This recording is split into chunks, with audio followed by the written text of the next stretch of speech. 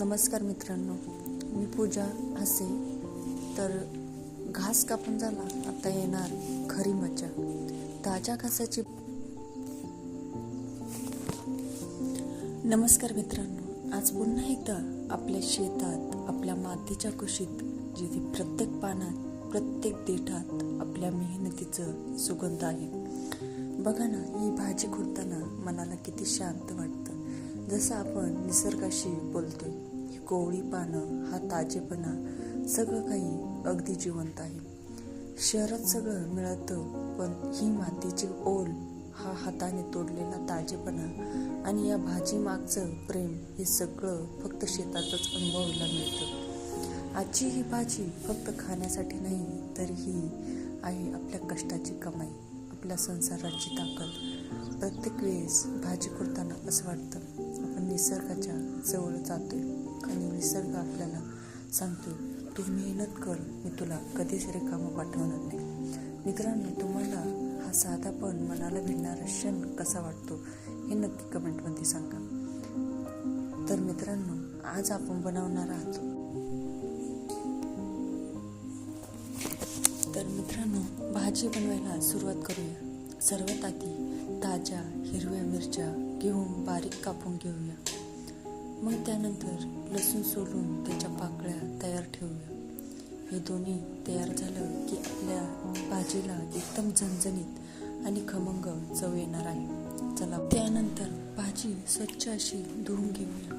माती, धूळ आणि किडे निघून जातील यासाठी 2-3 वेळा पाण्यात हलक्या हाताने धुवा आणि मग पुढच्या तयारीसाठी भाजी तयार. त्यानंतर गॅसवरती कढई ठेवल्यानंतर तेल टाकायचं आहे थोडं.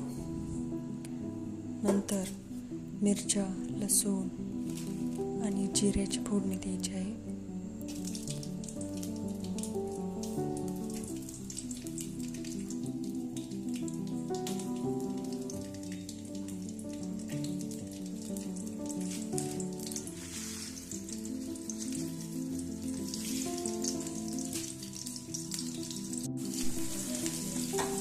त्यानंतर भाजी चांगली परतून घ्यायची आहे.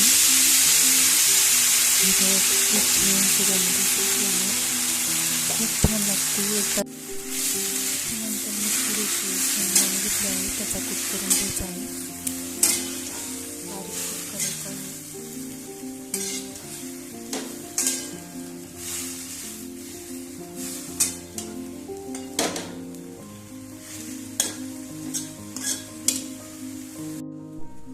त्यानंतर मी थोडेसे शेंगदाणे घेतले आहे, त्याचा कूट करून घ्यायचा आहे. बारीक कूट करायचा आहे. त्यानंतर तुम्ही बघू शकता, तुम्ही किती छान भाजी परतली आहे. त्यानंतर आपण जो कूट केला होता तो कूट त्यामध्ये टाकून द्यायचा आहे.